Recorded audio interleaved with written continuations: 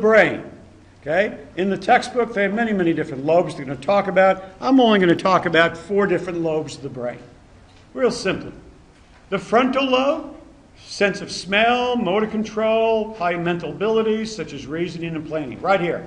This is it. This is who we are. Thinking, logic, and rationing. This is what separates us from other mammals and other animals. Our ability to be intelligent, to reason, is all right here. All right here. This is the area that develops last in brain development. If you're a fan of science fiction and people describe creatures from other planets, they usually have really big foreheads. Why? Because the assumption is they're smarter than we are. They got here, and we didn't get to their place. So their brains must be bigger in this area. Logic, rationality, mental abilities, reasoning, planning. Parietal lobe, which is back here, sensations such as touch, temperature, and pressure. Occipital lobe, which is back here, which would be vision.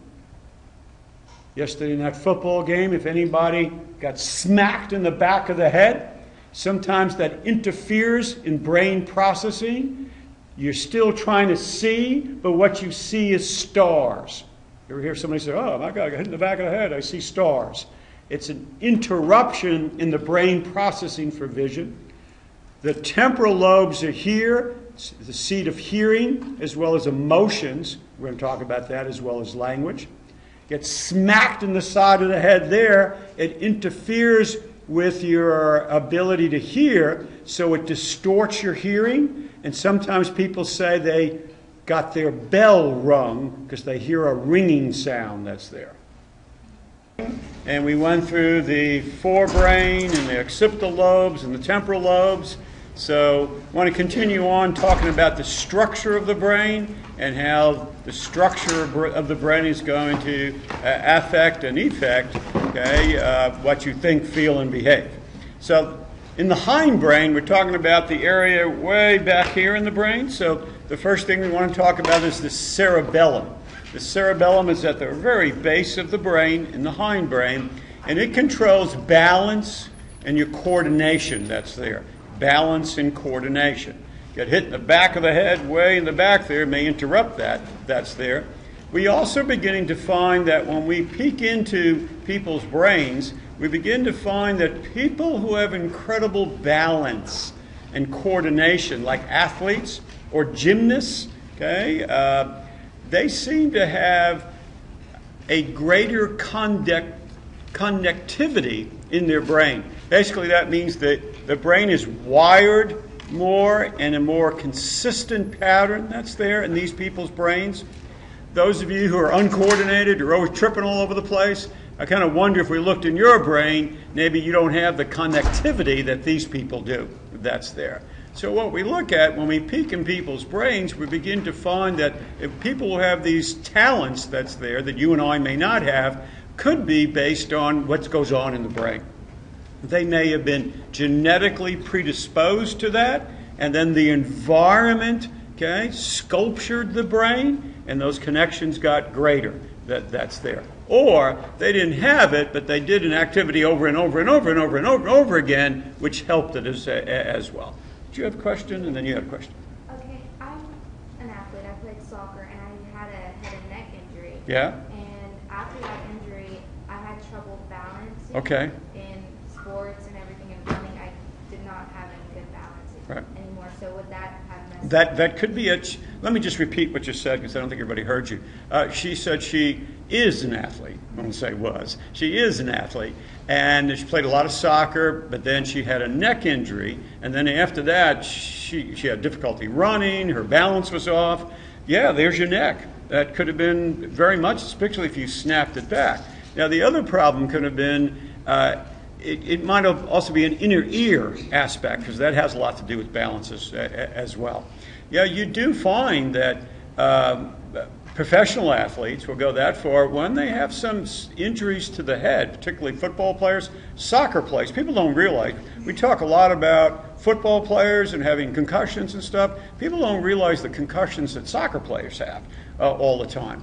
get damage to different parts of the brain, it's going to affect your motor abilities and everything else. Very much so. Yeah. So, I was a gymnast for 3 years and I was pretty good at it. Uh-huh. But I'm one of the most clumsiest persons I know. Like, I don't know that. Well, there could be a difference in clumsiness and coordination that's there. If you're a good gymnast, that's great. Now, how old were you when you were a good gymnast? 15. 15 at the oldest? So 12 through 15? Well, at the oldest I was 15, 16? 16, that's there. Now, as you get older, remember, if you're not going to continue this anymore, you may have gotten clumsier. Or maybe you were clumsy when you were younger, and then what happened, you started developing and the coordination got better, that's there. Remember, we're also talking about, I don't think you were an Olympic gymnast. Okay. All right, so, you know, those are the people that's who they're doing the research with, okay? The people who have incredible coordination like that. You know who Emmitt Smith was? Okay, Dallas Cowboys running back. They've done studies with him as well, and partly what they find is that the guy had incredible balance. I mean, it'd be real hard to knock him over all the time, and incredible balance that he had. I'm talking about very, very gifted people that's there.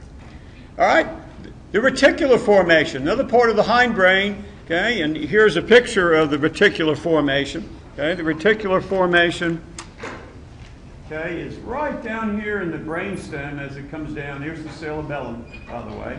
And this is what the reticular formation is. You ready? Pay attention. That's it.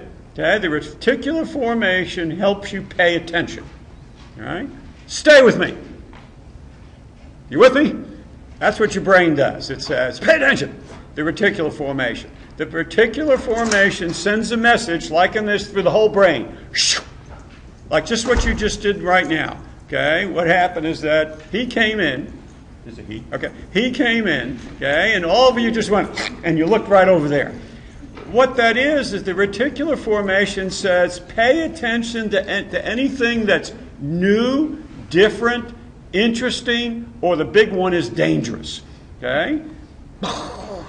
Wake up. What is this? Remember, I've said now for the third time, we really are animals out in a hostile world and we're trying to stay alive. This is what this does this too. It's pay attention to anything that's new, different, interesting, loud, bright, anything that's going to shake you up. And then once you identify it, who came in through the door? All right, it's just him. That's okay.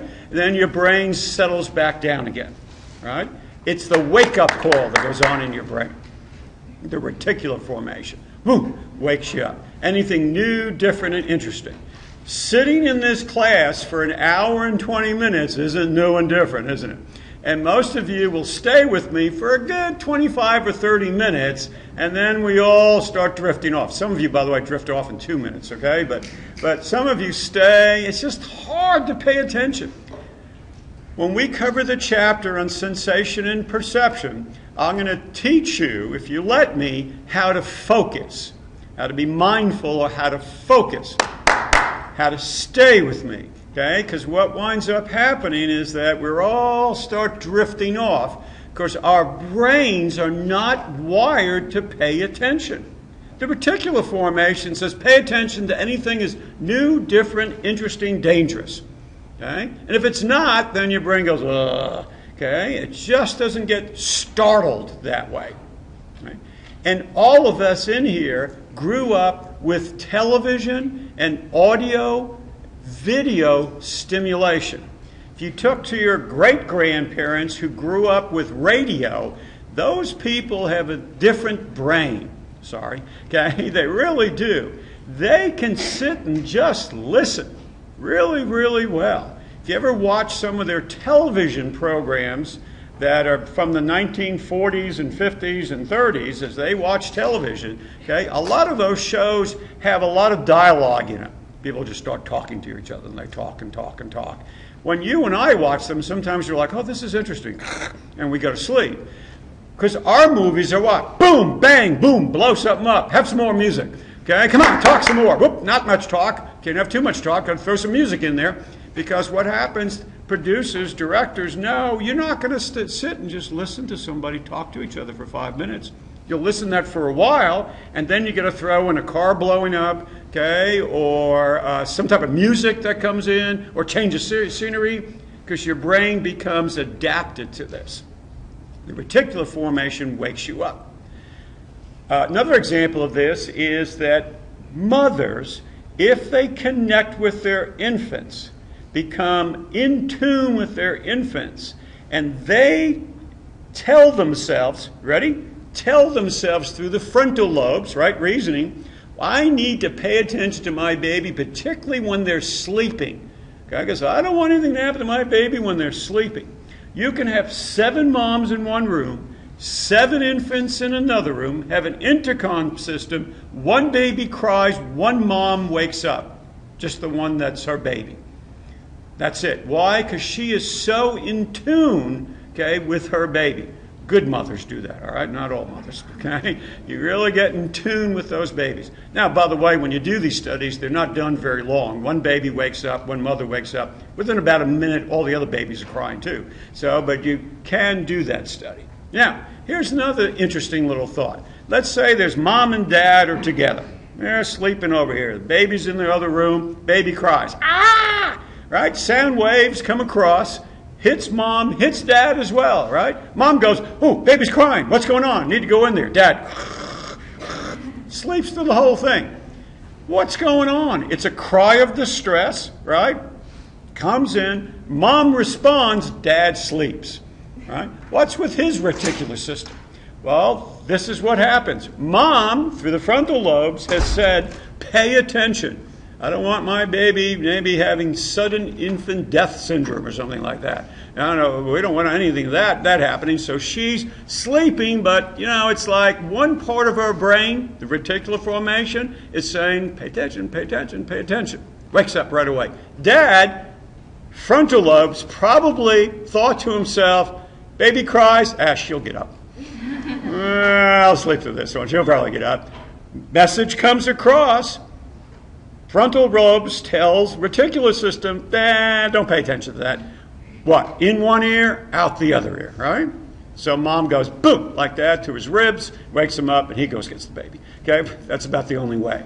That also means you can train frontal lobes to tell the brain to stay awake. Still with me? You can train yourself to do this. Well, when we get to the chapter on sensation and perception, I'll tell you. All right?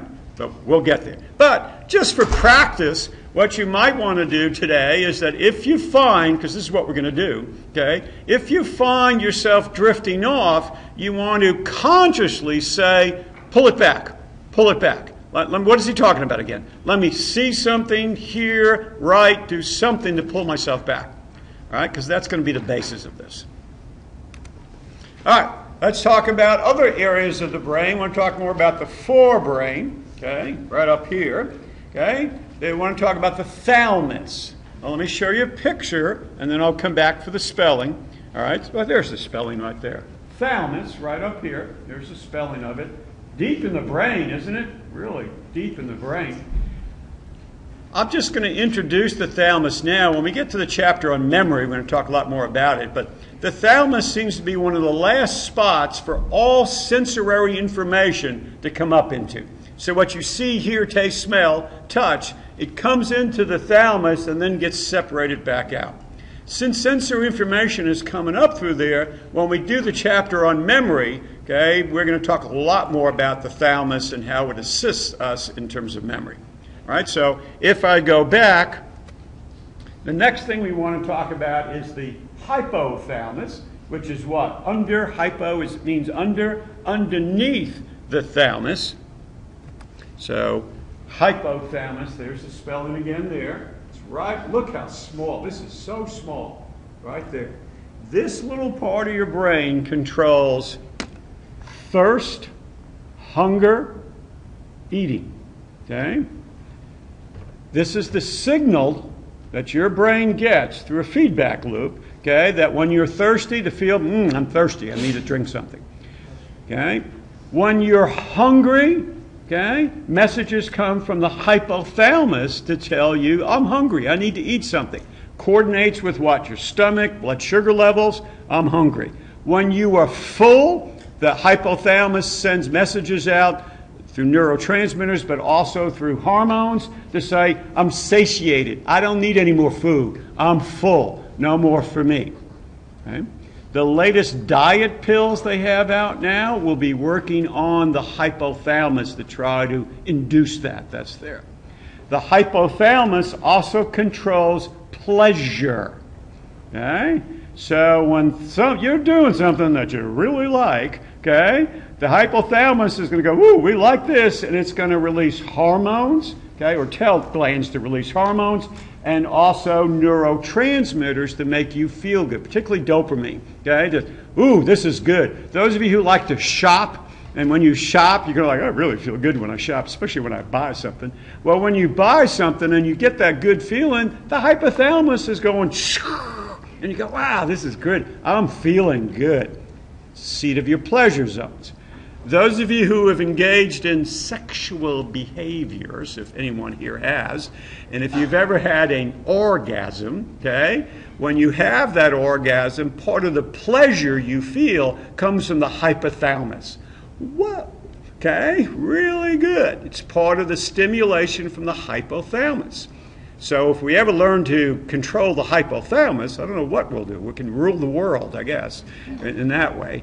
If you're doing a drug that gives you a big euphoric feeling, like heroin or cocaine especially, part of cocaine, the receptor sites in the hypothalamus get stimulated, and boom, you get this electrical chemical rush of feeling good. This little part right there does all of this in your brain, way in the back. Oh, back to what you were saying, that controls pleasure, and that most diet pills, have to do with that part. No, the newest diet pills will. Okay, there are a lot of diet pills do other things. Yeah. It goes also back to the placebo method, right? The what method? The placebo. Yes, the placebo. It can be a placebo method, right? Anything can be a placebo method, right? Anything where your brain, where you're starting to think, oh, this is really working. Oh, absolutely, yeah. But they have, when we get to the chapter when I talk about weight and things like that, I'll show you the parts of the hypothalamus that these pills will stimulate to make you feel full, okay, or to make you feel hungry, okay. Either way, they can do that neurochemically, okay. But yeah, a lot of this has placebo effects as well. All right, so then we'll do the last part of here is called the limbic system, Limbic, right, as opposed to Olympics, right, which start this week in Russia, but limbic system. What's the limbic system? Limbic, all of this. This whole, like little C that's here, all of this is called the limbic system. The limbic system is the seat of emotions. It's the seat of emotions. Those of you who are very emotional, we go to a movie with you, and you're sitting there, and you're crying, you're going, oh, because I'm so happy. You're crying because you're happy? What's the deal here? I don't know. This is so happy. This is a happy movie. Okay? You're an emotional person. That's who you are. My guess is you probably have the connectivity in this part of your brain is probably pretty solid. That's there. That's just who you are. You get what I'm saying here? Sometimes it's just who you are. Change it. You shouldn't be so emotional. The hell with you. I am emotional, right? It's just who I am. Give me a break. That's here. Researchers have, and I'm not going to show you exactly where this is, but researchers say different parts of the limbic system, if you stimulate, will make you feel angry, sad, happy, calm, peaceful, whatever emotion you feel. That's there. This one right here, the amygdala, right on the bottom here, is very, very important. When stimulated, sometimes it can make people really, really angry. Right? Really, really angry. The amygdala is the seat of a lot of emotional aspects. Things get stimulated through those areas. There was a very famous study that was done with a bull, B-U-L-L, a bull. This fellow, I think his name was Delgado. Psychologists implanted an electrode in the bull's amygdala. Okay? And then he got into a bull ring with the bull, okay, and stood there, and he had 2 transmitters. And he stood there, and he zapped the bull once, and got electrical stimulation. The bull just went, and you can actually see this. You probably get online through YouTube and see this. And the bull goes like this, and he looks, and he sees him there, and he's kind of waving at the bull, and the bull just starts charging him. And he stands there like this and waits for the bull to get maybe about 20, 25 feet from him, and then pushes another transmitter and stimulates a different part of the bull's brain, which calms him down. And you just see this bull just go, just stopping about 10 feet away. I mean, he's really 10 feet, that's pretty close between you and I, right? That's close. And he just kind of snorts a little bit and walks away. Gets far enough away, zaps him again, and starts charging him again. Good thing he got his buttons right? Or he'd been in trouble. That's there. Maybe, and by the way, there is some beginning research on this, people who have, I don't know what to say, inconsistent amygdala or a well-connected amygdala have a tendency towards violence. Maybe, that's there, because we know this does have play into certain emotions that's there. So maybe the way we feel has a lot to do with what brain structure. Now, you do realize, as I talk about this, I'm not saying the only reason why people are angry is because of that, right? Bio-psycho-social. I'm just doing the bio part right now. Everybody understand that? I just don't want anybody to walk out of here and say, oh, the reason why I'm really an emotional person is because of my amygdala. No, it's many, many, many different things. We're just doing one here. All right, now let's talk about the hormone system. So we talked about neurotransmitters, neurochemicals in the brain, and how it makes you think, changes the way you think, feel, and behave. We talked about the structures in the brain. So now let's talk about the endocrine system, which is hormones, right? These are glands that release hormones, and they also affect how you think, feel, and behave. We've already mentioned the sex hormones, progesterone, testosterone, estrogen, and the effect on human behavior that's there. We mentioned that, I think, the first class that's there. So let's go through some other glands. The first gland we want to talk about is the pituitary gland. Let me show you a picture of the pituitary. In fact, why don't I leave this up, and I'll just point them out to you, because this has the descriptions written down there. The pituitary gland, which is deep in your brain, influences growth and lactation, also regulates the activity of the other glands. Okay? So the pituitary gland may tell the ovaries or the testes to release hormones, to release eggs and sperm. That's there. Pituitary gland is primarily for growth. Most of the time it becomes activated when you're about 10 to 12 years old. And that starts giving you your growth spurts during puberty. Some of you who stayed kind of small, 10, 11, 12, 13 years old, 14, and you're still smaller than everybody else, probably late onset puberty, and then all of a sudden you just jumped up 4 or 5 inches or something like that. What happened was that your pituitary gland woke up, okay, and it started releasing hormones to help in that growth factor. That's there. All right, the next one that was on your list was the thyroid gland, right? The thyroid gland. So let's just go down the list. The thyroid gland is right there, and it regulates the rate, the metabolic rate in your body. What is the metabolic rate? Is how energetic are you? How much energy do you need to burn off calories, let's say, all right? How energetic you are, right? Right? A lot of you aren't super energetic. Okay, right now, but metabolic rates. I told you I was a practicing therapist. I retired in November from this. But if someone came to me and said, oh, Dr. Link, I just can't do anything. I feel so lethargic. I can't move. I feel so depressed. I don't know what I'm doing. Before I start asking questions like, tell me more about that. What's going on in your life? One of the first things I would do is say, have you gotten a good physical? And they say, what? Physically I'm fine. It's psychologically I got problems. I said, well, maybe it's not psychologically. Maybe it's physical. Because what we know about people who have an underactive thyroid called hypothyroidism, Hypo, thyroidism, is that they have the same symptoms as people who are depressed.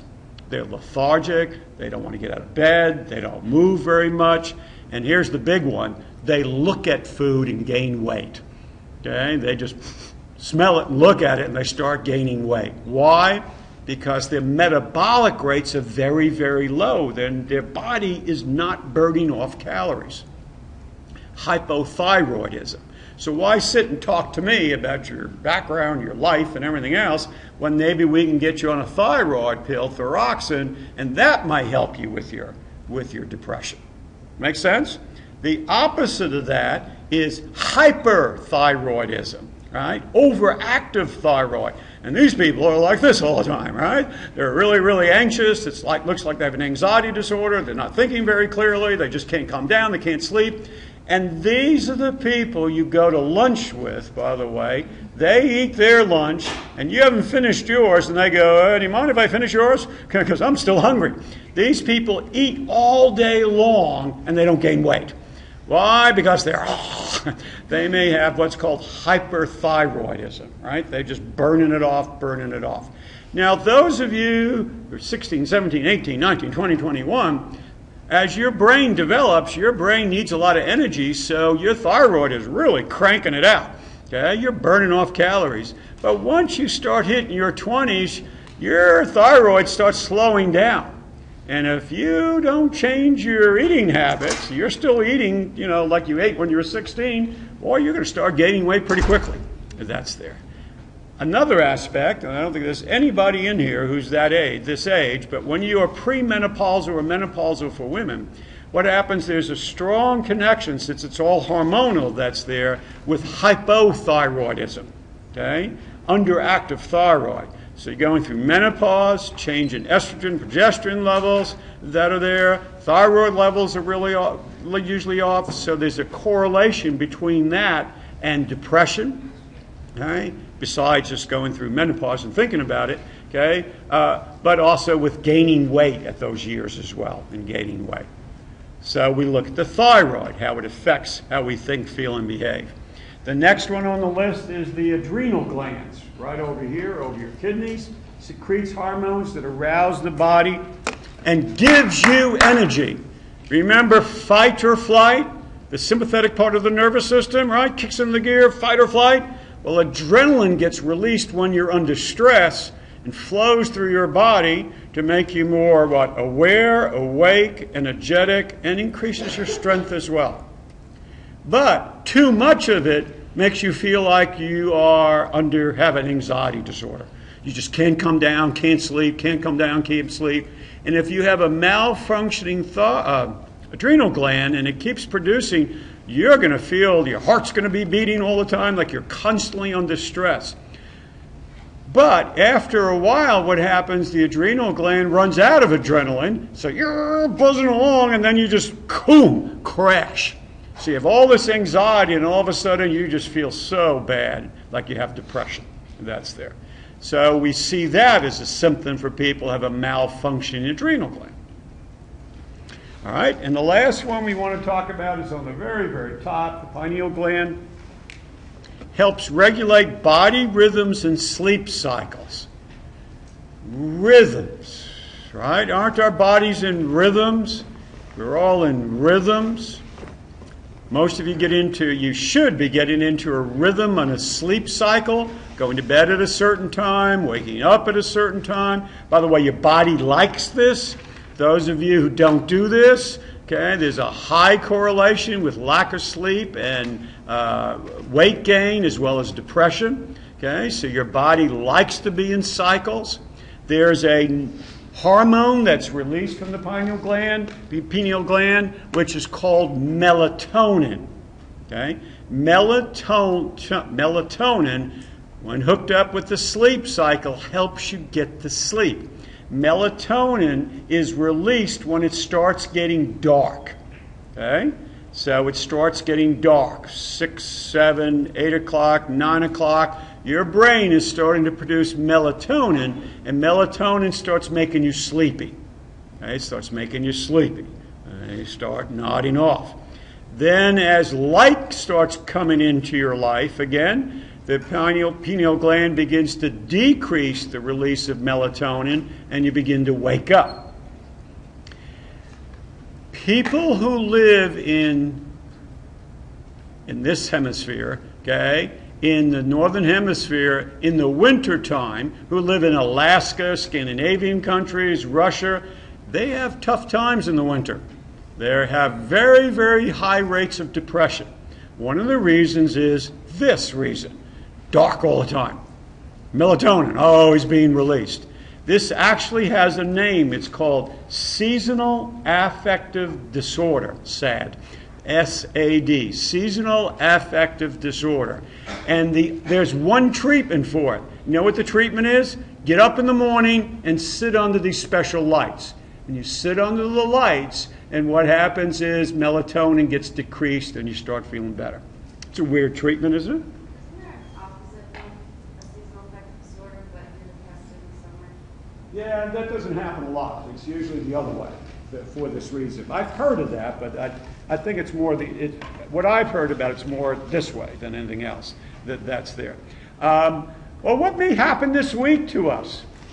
I mean, it's supposed to be dark and dreary. It may snow tomorrow, right? Right through Friday, that's there.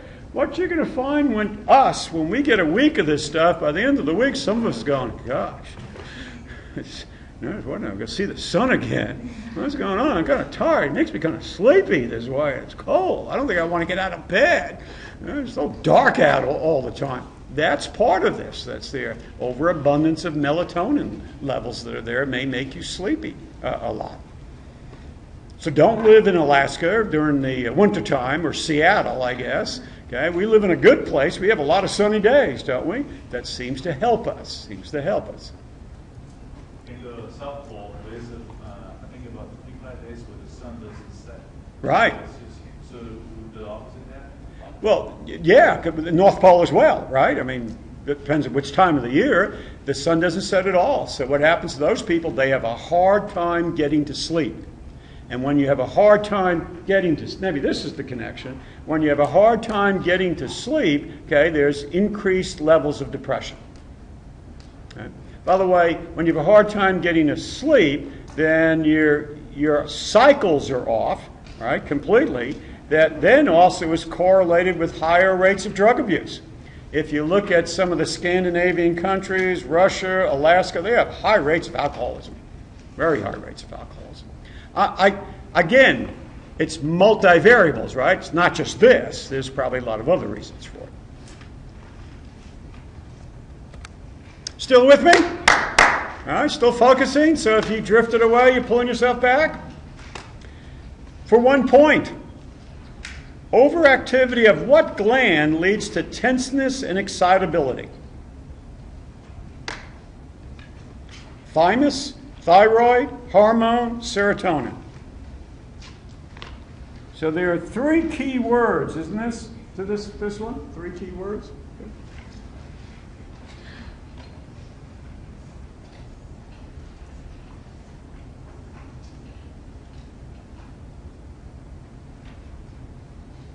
You can talk to each other, it's okay. Some of you are going, you can do that. Because if the other person knows it, then maybe they can explain it to you better than I did, and then you'll learn it.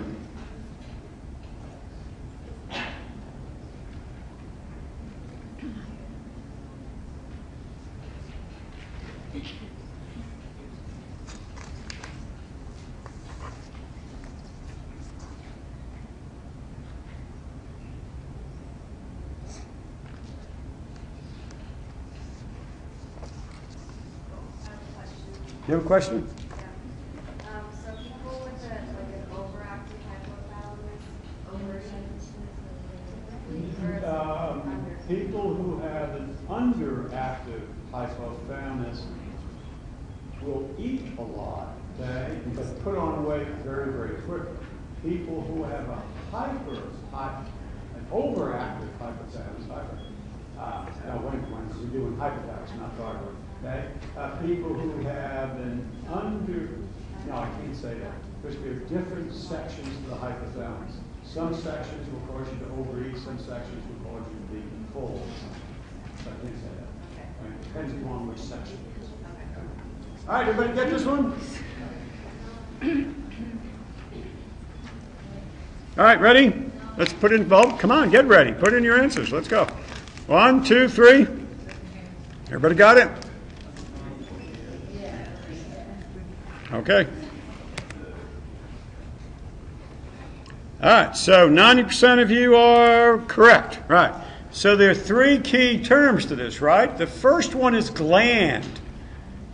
Is gland. So you look through the answers. Is thymus a gland? Thyroid? Yes. Hormone, is that a gland? No, that's glands release hormones. Serotonin. So even if you didn't know the answer to this one, that's the only one that's a gland. Right? Then you go to which gland tenseness and excitability, and it's the thyroid, and that'd be an overactive thyroid. Want another one? I finished this chapter, so I'm just giving you some review, okay, and some key questions. In higher animals, visible portions of the brain are covered with a wrinkled layer of gray matter called the what?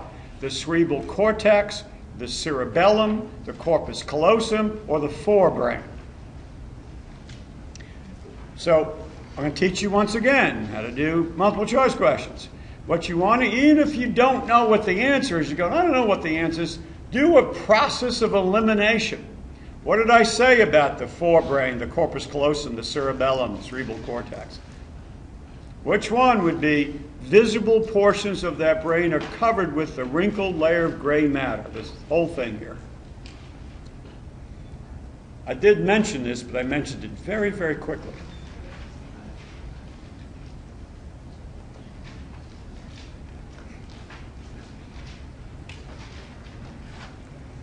If you came in late and you are doing the International Conversations Partners Program, I have your schedule here. You signed up for it. She's not going to get in touch with you. She got in touch with me, and this is your schedule.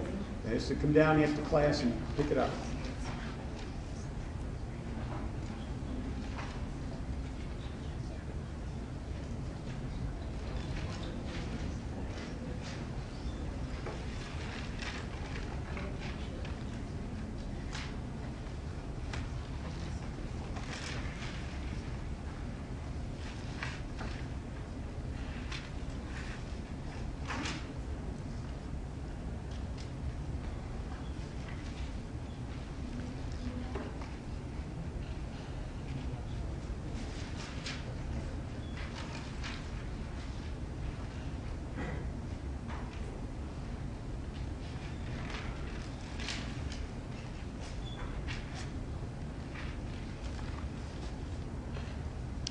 All right, we got it? Well, let's get it. How much more are you going to think about it? Just put your answers in. Take a guess if you don't know it. Ready? Let's get to 52, right? 50. Oh, got 53 now. 54, going once, going twice. 53. All right. Ooh, we're all over the place, huh? I guess this was a tough question. And the answer is the cerebral cortex. Now, I did say, when I said, let's talk about the cerebral hemispheres. And in the cerebral hemispheres, sometimes it's called the cerebrum. Sometimes you see it called the cerebral cortex. But what it is, it's all this area that's up there. Right? The cerebellum is going to be the lower part of your brain, just the little part back here for balance. The corpus callosum is the connecting tissue between the left and right hemisphere, and the forebrain would just be the information right here. Right? So make sure you write down this answer, because I told you once before, every once in a while I'll put some questions right on the test, right out of the these PowerPoints. Where is the cerebellum? What's the definition? Cerebellum is in the back of your head, way back here in the hindbrain, and it controls body balance and coordination. That was the question we had about gymnasts, about how gymnasts probably have a better connectivity in their brains. All right, want one more? Now this one, next one that we're going to do is a difficult question. This is called an application question. You've got to be able to apply about 3 bits of information that we learned to solve this question. If a split-brain subject was given a key and they didn't see it, and you put it in their hand, in their left hand, to feel with their left hand, all right? So a split-brain person, okay, you have them touch a key in their left. They don't look at it. They just say, look forward, touch this key, and they touch it with their left hand. He could easily name what he had touched. 2 would be unable to describe the object. 3 would be able to point to the key with his right hand. Or 4 would have to wait for the information transfer to take place before describing it. This is a hard one, so you need to... What's that? Well, that's what you're supposed to know. I'll tell you after this. And we covered it. Remember, this is for a point. You're supposed to be paying attention to all this.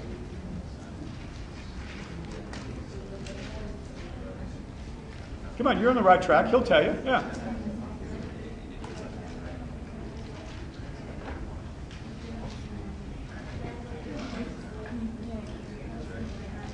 This one you might want to talk to somebody about. You're on the right track. Some of you, as I watch you do this stuff.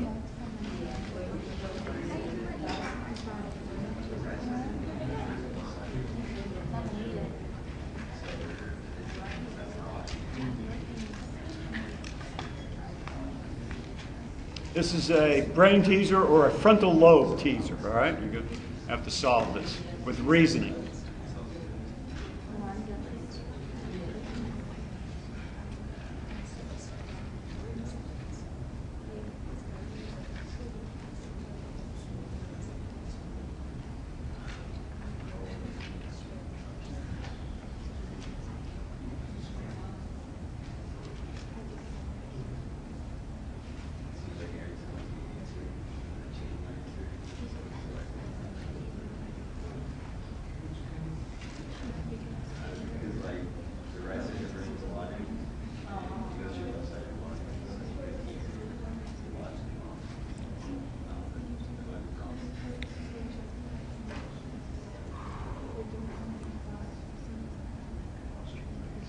Good. Sounds like you're teaching each other, right?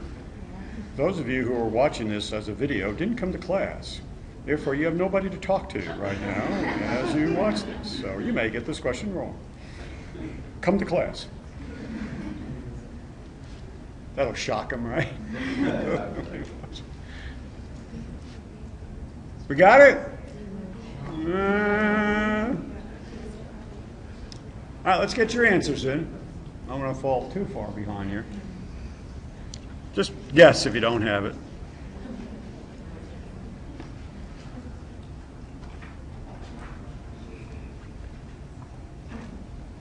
Got it? All right. All right. Guess we didn't know this one that well, huh? There's the answer. Would be unable to describe the object. All right, now those of you who got it right should be very proud of yourself. This is a difficult question. All right, first one is split brain. Define that. Those are the people during the 1960s who had epilepsy, and they went in and they cut the corpus callosum, right? So they severed the hemispheres so the left and right hemisphere cannot communicate with each other, right? So you tell the person now to touch the key. The touching of the key goes, what? From the left hand to the right brain. So the only part of the brain that knows there's a key that there is the right brain. Which brain controls language? The left brain. So one could easily name what he has touched. No, the information's only up here. Corpus callosum has been cut, doesn't share the information. That's wrong. 3 would be able to point to the key with his right hand. Okay? Not really. Okay? Not really. Okay? The information comes up. Okay? Comes here. Comes to this part of the brain. But this part of the brain controls what hand? The left hand, not the right hand. So the left brain doesn't know what's going on, so they can't do it. Would have to wait for the information transfer to take place? No, it never will, because the corpus callosum's been cut. So there's only one answer, would be unable to describe the object, and they would do this. What do you touch?